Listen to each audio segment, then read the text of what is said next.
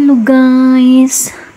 Ngayon, mag-marinate tayo ng fish fillet. Yan po yung powder na gamitin natin. At ito yung fish natin. Fresh na fresh pa yan. Galing sa palengke. At saka, yan po yung powder na gamit natin. At ngayon, imamarinate na natin yan. Ganito lang ang pag-marinate niyan. Gamit natin chili powder, paminta powder, at saka asin. Yan lang po yung gamit nating pang-marination. Stay lang natin yan mga 30 minutes para talaga absorb yung lasa niya.